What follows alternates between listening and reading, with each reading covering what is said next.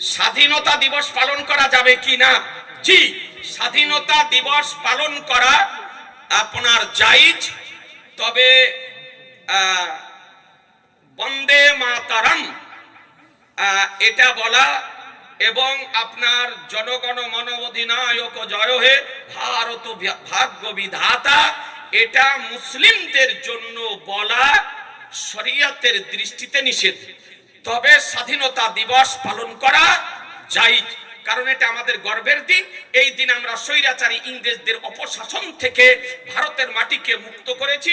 এই জন্য দিনটি ঐতিহাসিক দিন, স্মরণীয় দিন। এই দিনটি পালন করা জায়েজ। আসসালামু আলাইকুম। ওয়ালাইকুম আসসালাম। মেয়ে ছেলেরা গাই দোহায় মুরগি হালাল করা কি করা যাবে? আচ্ছা, কোনো মেয়ে ছেলে মহিলা যদি আপনার গাই যদি দোহায়, গাই দোহা জায়েজ, গাই দোহা জায়েজ, আর তার দহনকৃত দুধ খাওয়াও জায়েজ। তবে যদি কোনো মহিলার স্তনে দুগ্ধ যদি অতিরিক্ত থাকে, তবে সতর্কতা অবলম্বন করে গায়ের দুগ্ধ দহন করবে। কথা বুঝতে পারলেন? আচ্ছা, কোন মহিলা মুরগি হালাল করতে পারে? মুরগি কেন, গরু, ছাগল, হাঁস, মুরগি, পোল্ট্রি, যে কোনো হালাল পশু ফতোয়ায়ে আলমগীরিতে লেখা আছে, সুন্নি সহি আকীদার ব্যক্তি মহিলা যদি হয়, সে আপনার হালাল করতে পারে, তার হালালকৃত পশুর মাংস খাওয়া যায়। কথা বুঝে নিলেন? হ্যাঁ, তবে সুন্নি হতে হবে। আচ্ছা, তারপরে একটা আছে, আজানের আগে আসসালাতু ওয়াসসালামু আলাইকা পাঠ করা কি? জি, আজানের পূর্বে আসসালাতু ওয়াসসালামু আলাইকা ইয়া রাসূলুল্লাহ পাঠ করা জায়েজ, মুস্তাহাব, মুস্তাহাসান। গ্রাম অঞ্চলে জুমার নামাজ পড়লে নামাজ শেষে বা পূর্বে জোহরের নামাজ পড়তে হবে কি? যদি জোহরের নামাজ পড়তে হয় তাহলে কিভাবে পড়তে হবে? পরের পাতা। আচ্ছা, গ্রাম অঞ্চলে অজপল্লীর জন্য আমার সরকারে আলা হযরত ইমাম ইশক মোহাম্মদ ইমাম আহমদ রাজা রাদিয়াল্লাহু তাআলা আনহু হানাফি মাযহাবের আকাবিরদের ফতোয়ার আলোকে তার ফিকহি এনসাইক্লোপিডিয়া আলা তাইয়া নববিজ্ঞা ফি ফাতায় রাজাবিজ্ঞা মধ্যে ফতোয়া প্রদান করেছেন তৃতীয় খণ্ডে, যে গ্রাম অঞ্চলে পল্লী গ্রামে অজপল্লীতে জুমার নামাজ পড়ার পরে পরেই 4 রাকাত জোহরের ফরজ নামাজ আদায় করে নেবে। কথা বুঝতে পারলেন? 4 রাকাত জোহরের ফরজ নামাজ আদায় করে নেবে। সমস্ত হানাফি মাযহাবের কিতাবে হাদিসে পর্যন্ত এই কথাটাই লেখা আছে যে পল্লী গ্রামে আপনার জুমার নামাজ জায়েজ নয়। কিন্তু আমার সরকারে আলা হযরত বলেন, কোথাও যদি জুমার নামাজ পড়ে, জুমা বন্ধ করো না, জুমার নামাজ পড়তে দাও। তবে জুমার নামাজ পড়ার পরে পরে 4 রাকাত জোহরের ফরজ নামাজ অন্যান্য দিনের মতন সেই দিনও আদায় করে নিবে। জমি রেহনে নেওয়া কি? জমি রেহনে নেওয়া অর্থাৎ সুদ বন্ধকে নেওয়া মুসলমানের কাছে হারাম।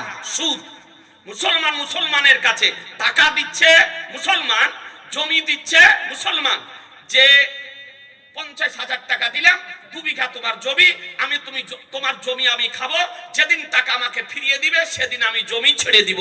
এটাকে বলে তো রেহনে লাগা নাকি? হ্যাঁ, এই উভয় পক্ষ মুসলিম যদি হয় তবে সেটা সুদ হবে, হারাম হবে। আসসালামু আলাইকুম ওয়া রাহমাতুল্লাহি ওয়া বারাকাতুহু। ওয়া আলাইকুম আসসালাম ওয়া রাহমাতুল্লাহি ওয়া বারাকাতুহু। কোন ব্যক্তির জমিতে তার অনুমতি ছাড়া মসজিদ ও মাদ্রাসা করা যায় কিনা? জি না। যদি কোন ব্যক্তির জমি হয় আর ওয়াকফ যদি না করে, দান যদি না করে মসজিদ মাদ্রাসার নামে, তবে কোন ব্যক্তির জমিতে মসজিদ মাদ্রাসা করা জায়েজ নয়। তবে যার জমি সে যদি মসজিদ যদি করে তো তার জন্য জায়েজ, বা কারো নিজস্ব জমিতে মাদ্রাসা যদি কায়েম করে তো তার জন্য জায়েজ। কিন্তু দেশের লোক, সমাজের লোক অন্য কোন ব্যক্তির জমিতে মসজিদ মাদ্রাসা করতে পাবে না। এবং উক্ত মসজিদে নামাজ পড়লে কায়েম হবে কিনা? জি, যদি মসজিদ করে আর নামাজ যদি জায়গা পাক যদি থাকে, নামাজ পড়লে আপনার নামাজ হবে, যেখানে নামাজ পড়ে নামাজ হবে, কিন্তু মসজিদ করা জায়েজ নয়। মসজিদে নামাজ পড়ার সওয়াব আপনি পাবেন না। নতুন কোন মসজিদ তৈরি করলে সেই মসজিদের জুমা নামাজ চালু করতে পাবে কিনা? জুমার নামাজ চালু করার জন্য শর্ত হলো, মসলাতে আপনার লেখা আছে যে ডিস্ট্রিক্টের সব থেকে যে বড় মুফতি তার কাছে আপিল করবে, তিনি সরজমিনে খতিয়ে দেখবেন, যদি জুমা চালু করার প্রয়োজন যদি হয়, তিনি যদি অনুমতি দেন, তবে সেখানে জুমা চালু করতে আপনার পারে। এটা শরীয়তের ফাতোয়া। ব্রাদারান ইসলাম, আর বিনা প্রয়োজনে নিজেরা কোনো মুফতির ফাতোয়া ছাড়া নিজে নিজে কোথাও হঠাৎ আপনি জুমা মসজিদ কায়েম করে নিলেন, এটা কিন্তু জায়েজ নয়, এটা নিষেধ। সর্বপ্রথম গ্রামে যে জুমার নামাজ চালু করেছে তার কি হবে? যে করেছে বা করিয়েছে, যা পড়ছে, জিদাজিদিতে অনেক কিছু হয়। আমি জানি শব্দলপুরের অত্র এলাকার মানুষ সকলেই হলেন সুন্নি হানাফি। এই এলাকার মানুষ কি সবই আমরা সুন্নি হানাফি। আমার তো জন্ম ভগবানপুরে, আমি তো জানি ভগবানপুর সুন্নিদের দেশ, টিকরপাড়া সুন্নিদের দেশ, শব্দলপুর সুন্নিদের দেশ, আষাঢ়িয়া দহ সুন্নিদের দেশ, শব্দলপাড়া সুন্নিদের দেশ, আরমারি সুন্নিদের দেশ, মানিকচক সুন্নিদের দেশ। এগুলি আমাদের সব হলো সুন্নি হানাফিদের দেশ। ভাই, কোন জায়গাতে আপনাদের মধ্যে যদি কোনো মতনৈক্য হয়ে থাকে, এই নিয়ে মতনৈক্য না বাড়িয়ে আপনারা যদি বসে যদি আমাদের ওলামাদেরকে ডাকেন, ইনশাল্লাহ আমরা আপনাদের পাশে আছি, থাকবো, আপনাদেরকে এসে সুপরামর্শ আমরা দেব। জি, আমি এখানে শুনেছি একটা জুমা মসজিদ ছিল, তারপরে আর একটা জুমা মসজিদ করা হয়েছে। এখানে যারা নামাজ পড়ছেন তাদেরকেও আমি চিনি, ওখানে যারা নামাজ পড়ছেন তাদেরকেও আমি চিনি। আমি উভয় মসজিদের যারা কর্তৃপক্ষ তাদের কাছে আমি হাত জোড় করে বলবো যে ভাই, আপনারা উভয় পক্ষের চারজন করে মানুষ একদিন একটা বসার ব্যবস্থা করুন। আমরা সুন্নি জামাতের ওলামায়ে কেরামগণ 4 জন আসবো, এসে আপনাদেরকে নিয়ে একটা আলোচনা করে আপনাদের উভয়ের মধ্যে একটা আন্তরিকতার যাতে সৃষ্টি হয়, মহব্বতের সৃষ্টি হয়, তার আমরা ব্যবস্থা করে দেব। এটা ভালো না খারাপ? জোরে বলছেন না যে? আমরা ওটাই চাই। আচ্ছা, বিড়ি গুল খাওয়া কি?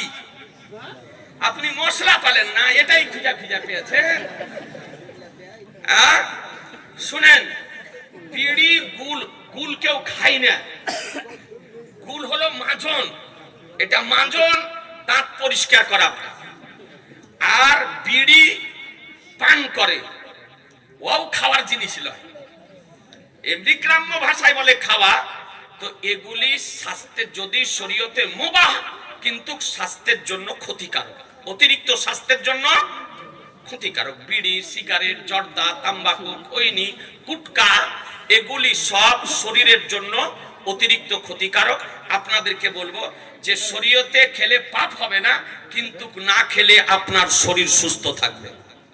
জি, যারা বিজ্ঞ চিকিৎসকগণ তারা বলেছেন যে মানুষের মধ্যে যে ক্যান্সার রোগ হচ্ছে তার কারণ সমূহের মধ্যে একটি কারণ হলো এই তাম্বাকু ব্যবহার করা, অর্থাৎ বিড়ি, সিগারেট, খৈনি, তাম্বাকু, গুটকা ব্যবহার করা। এ সমস্ত ব্যবহার থেকে আপনারা বিরত থাকুন, শরীর অনেকটা সুস্থ থাকবে। अस्सलाम वालेकुम और रहमतुल्लाहि बरकातहू। वालेकुम अस्सलाम और रहमतुल्लाहि बरकातहू। तस्वीर खींचना और खिंचवाना कैसा है? शरीयत में इस्लाम को उसके बारे में क्या हुक्म दी है? तस्वीर फोटो তোলানো এটা হলো হারাম। এটা কি কথা বলছেন না যে? হারাম। ফটো তোলানো, তসবির খিচনা এবং তসবির খিচওয়ানা দুটোই হচ্ছে হারাম। তবে প্রয়োজনে পারেন, যেমন পরিচয়পত্রের জন্য, আধার কার্ডের জন্য, ব্যাংকের জন্য, তারপরে আপনার ড্রাইভিং লাইসেন্সের জন্য, তারপরে পাসপোর্টের জন্য, প্যান কার্ডের জন্য, এগুলির জন্য প্রয়োজনে জরুরাত তুবিহুল মাহজুরাত, প্রয়োজন এমন একটা জিনিস যে মাহজুরাত নিষেধ জিনিসকে জায়েজ করে দেয়। তো ফটো খিচানো, ফটো তোলা হারাম, কিন্তু প্রয়োজনে জায়েজ। এখন এই যে ইউটিউবার বসে আছে মোবাইলগুলো শার্ট করে, এই ধর্মীয় প্রোগ্রামের ভিডিও করা জায়েজ না না জায়েজ, এটা একটা ফুরুই মশাইল। এই বিষয় নিয়ে ভারতবর্ষ, বাংলাদেশ, পাকিস্তান ওলামায়ে আহলে সুন্নাত আল জামাতের মধ্যে, সুন্নি ওলামাদের মধ্যে দুটি মত। এক শ্রেণীর ওলামায়ে কেরামগণ বলেছেন যে ভিডিও রেকর্ডিং করা দ্বীন ইসলামের প্রচার ও প্রসারের উদ্দেশ্যে জায়েজ। এক শ্রেণীর ওলামায়ে কেরামগণ বলেছেন যে ধর্মীয় প্রোগ্রাম হলেও ভিডিও রেকর্ডিং করা হারাম। কথা বুঝতে পারলেন? এই জন্য আমাদের বহু ওলামায়ে কেরামগণ আমাদের ভিডিও করেন না, আবার আমাদের বহু ওলামায়ে কেরামগণ আছেন যারা ভিডিও করেন। তবে এই বিষয়ে তাজুস শরিয়া, কাজীউল কোজা, ওয়ারিসে উলুমে রাজা, জানেশিনে মুফতি আজমে আলামে ইসলাম, কারামাতে গাউসে আজম হুজুর তাজুস শরিয়া আখতার রাজা খা রাদিয়াল্লাহু তাআলা আনহু শেষ জীবদ্দশা পর্যন্ত কোনদিন আপনার ভিডিওগ্রাফি করেননি, করতে দেননি, এবং তিনি ফতোয়াও লিখেছেন যে ভিডিও করা হারাম। কথা বুঝতে পারলেন? তো এই মশলা বলতে গিয়ে আমাদের ওলামায়ে আহলে সুন্নাতের সতর্কতা অবলম্বন করা আপনার উচিত, যে এই ফুরুই মসাইল বলতে গিয়ে যেন আমার অন্য কোনো আকাবির আলিমের তাওহীন যেন না হয়ে যায়, অসম্মান যেন না হয়ে যায়। আপনি যে মশলাটি মানছেন, যে হারাম মনে করে সে করে না, যে জায়েজ মনে করে সে আপনার করে। সুতরাং আমি যেটা মান্য করি সেই মশলাটা আপনার সামনে আমি প্রকাশ করলাম। তবে আপনাদেরকে বলবো, কেউ যদি বাঁচতে পারে আলহামদুলিল্লাহ, কেউ যদি ভিডিও করা থেকে বাঁচতে পারে আলহামদুলিল্লাহ। যেমন আমাদের মুফতি সাহেব, মুফতি নাইমুদ্দিন রাজভী সাহেব, তিনি বিরত থাকার আপ্রাণ চেষ্টা করেন, তবুও উনার হাজারো ভিডিও আপনার ইউটিউবে, ফেসবুকে। উনি বলেন যে আমার ভিডিও করিও না, তাও লোকে করে, আলেম ওলামা করে দিনের প্রচারের জন্য, হাজারো ভিডিও উনি স্টেজে বারণ করেন। তো যাই হোক, আপনাদেরকে বলবো, কেউ ভাই যদি বাঁচতে পারেন সেটা ভালো। लाउड स्पीकर में नमाज पढ़ना जायज है या नहीं? जी ना, लाउड स्पीकर এটাও হচ্ছে একটা ইখতিলাফি মাসাইল।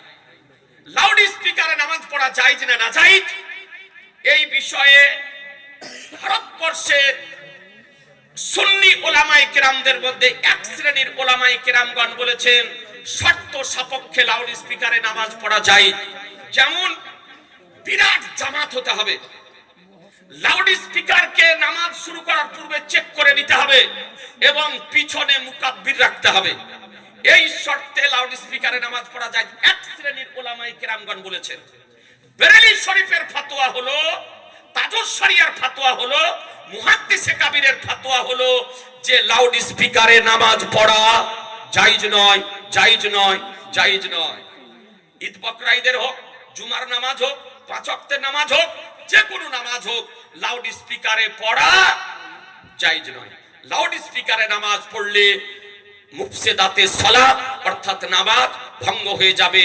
লাউড স্পিকারে নামাজ পড়া হারাম, এটা বেরেলী শরীফের ফতোয়া। আজ পর্যন্ত বেরেলী শরীফ এই ফতোয়ার উপরে পাহাড়ের মতন স্থির আছে। উরসে আলা হযরতে লক্ষ লক্ষ আপনার লোক হয়, কিন্তু লাউড স্পিকারে নামাজে ব্যবহার করা হয় না। জুমার নামাজ বিনা লাউড স্পিকারে মুকাব্বির দিয়ে আপনার পালন করা হয়। এই দলিল যে লিখেছেন, আপনার প্রশ্নের উত্তর ছোট্ট করে বলি যে আপনি অসুস্থতার কারণে বা ব্যবসা করার কারণে কোনো মুসলিমের কাছে লোন আপনি নিতে পাবেন না, এটা সুদ হবে।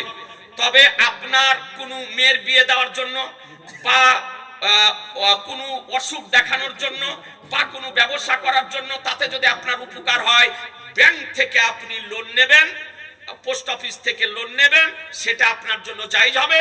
কিন্তু তাই বলে কোনো মুসলিম ব্যক্তির কাছে আপনি ওই লোন নিয়ে 200 টাকা হাজারে করে অতিরিক্ত ইন্টারেস্ট দিয়ে আপনি নিতে পাবেন না, ওটা সুদ হবে।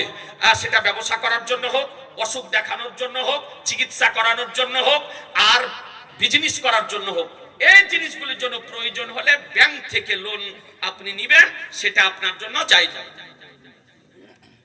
আচ্ছা, মোহাম্মদ সোয়া যে লিখেছেন এটা ভুল। জীবনে কোনোদিন নবীর নামের পর দরুদের সংকেত লিখবেন না, এটা হারাম। নবীর নামের পর উর্দুতে বলেন, বাংলাতে বলেন, হিন্দিতে বলেন, ফার্সিতে বলেন, আরবিতে বলেন, নাম লিখলে পারে পূর্ণ ছোট্ট দরুদ লিখতে হবে, সাল্লাল্লাহু আলাইহি সাল্লাম। কথা বুঝতে পারলেন? নবীর নাম উচ্চারণ করার পর দরুদের সংকেত লেখা ব্যবহার করা জায়েজ নয়। নামের সঙ্গে আয়েশার বিয়ের বয়স নৈতিক ছিল না অনৈতিক ছিল? মা, আমাদের মা এ সম্পর্কে মশলা উত্থাপন করাটাই হচ্ছে আপনার ওই নূপুর শর্মা করেছিল, দেখেননি?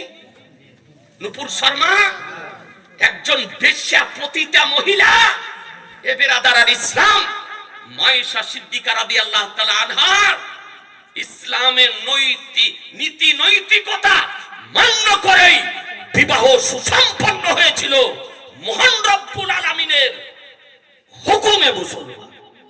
জি, সুতরাং এ সম্পর্কে কোন মানুষ যদি সমালোচনা করতে যদি যায় তো আর ঈমান নষ্ট হয়ে যাবে। কথা বুঝতে পারলেন? শরীয়তের বিধি বিধান মোতাবেক নীতি নৈতিকতা মান্য করে মহান রব্বুল আলামিনের নির্দেশেই মায়েশা সিদ্দিকা রাদিয়াল্লাহু তাআলা আনহার সঙ্গে আমার রাসূলুল্লাহর বৈবাহিক সম্পর্ক সুসম্পন্ন হয়েছিল মুসলমান। চলন্ত ধর্ম এবং চূড়ান্ত ধর্ম বলতে কি বুঝায়? এই কথা তো বুঝতে পারলাম না। চলন্ত ধর্ম, চূড়ান্ত ধর্ম, ধর্ম চূড়ান্ত নয়, চলন্ত নয়। একটাই আল্লাহ তাআলার প্রদানকৃত ধর্ম পৃথিবীতে, তার নাম হলো ইসলাম। আল্লাহ তাআলার মনোনীত ধর্ম, পছন্দনীয় ধর্ম, নির্বাচিত ধর্ম, প্রদানকৃত ধর্ম, তার নামই হলো ইসলাম। এছাড়া যে সমস্ত ধর্মের নাম শুনছেন মানুষের আবিষ্কৃত, একটি হলো ধর্ম ইসলাম। ইন্নাদ দীনা ইনদাল্লাহিল ইসলাম। ইসলামে মিউজিক এবং গান হারাম, কিন্তু এর ব্যবসা করা যাবে কি? মিউজিক গান হারাম, এর ব্যবসা করাও হারাম। গান বাজনা করা হারাম, আর ব্যবসা করাও হারাম। যেটা যার বিজনেস হারাম, সেটা আপনি করতে পাবেন না। ব্রাদার আর ইসলাম, আপনাদেরকে অনুরোধ করব, ঢোল ঢাক বাজানো, মিউজিক বাজানো, আপনার এগুলো শরীয়তে জায়েজ নয়। বিয়ের বাড়িতে ডিজে বাজানো হারাম। যারা সমাজের কর্তৃপক্ষ আছেন তাদেরকে আমি অনুরোধ করব যে বিয়ের বাড়িতে বলেন, মুসলমানের বাড়িতে বলেন, আর নাক কান ফুরানির বাড়িতে বলেন, ডিজে বাজানো বিরুদ্ধে আপনারা সচেতন হন। গ্রামবাসী ঐক্যবদ্ধ হয়ে এই অন্যায়ের প্রতিবাদ করুন। মুসলমান, এই অন্যায়ের প্রতিবাদ করার দরকার আছে না নাই? জোরে বলেন। একটা সুস্থ মানুষের কলিজাতে রাখে, একটা অসুস্থ মানুষের কি হবে? ধাপ ধাপ ধাপ ধাপ ধাপ ধাপ করে বাজে, কি বলে কিছু বোঝা যায় না। আর ওর সামনে কিছু ইয়ং পুরুষ, যুবক এবং যুবতী আপনার ওই নাচতে থাকে। এবার এই নাচাও হলো হারাম, আর ওর বাজনা বাজানো হলো হারাম। আপনাদেরকে অনুরোধ করব, আপনি ফকিরকে 1000 টাকা দিতে পারেন না, আর 3000 টাকা দিয়ে দুটো কালো কালো হাতি তুলে নিয়ে চলে এসেছে। আর বিয়ের দিন 1000 টাকা একটা ফকিরকে দিতে পারে না, গয়ব তলেবে ইলমকে দিতে পারে না, মসজিদ মাদ্রাসাকে সাহায্য করতে পারে না। এই কিছু মা বোনদের দোষ আছে, মা বোনেরা রাগ করেন না। মৌলবীকে ডেকে বাড়িতে ছোট্ট করে দুয়া ফাতিহা করে নিয়ে ওই আপনার এই মাইক ম্যান, তুমিও রাগ করো না।